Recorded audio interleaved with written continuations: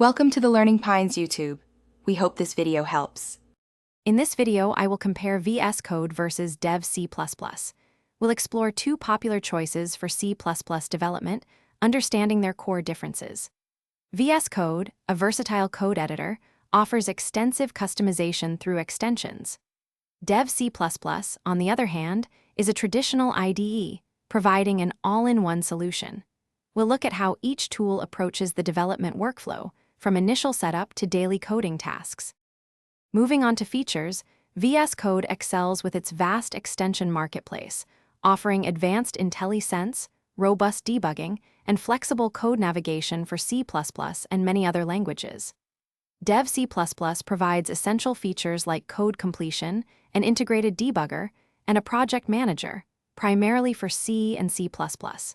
VS Code's interface is sleek and highly customizable, whereas Dev C++ offers a more straightforward, traditional user experience. Now, let's talk about performance and resource usage.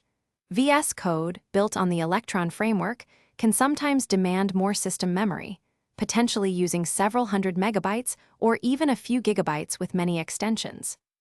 Dev C++, however, is a native Windows application, known for its low memory footprint and efficient operation. While VS Code's performance can be managed by carefully selecting extensions, Dev C++ generally offers a lighter experience out of the box. Finally, let's consider the community and ecosystem.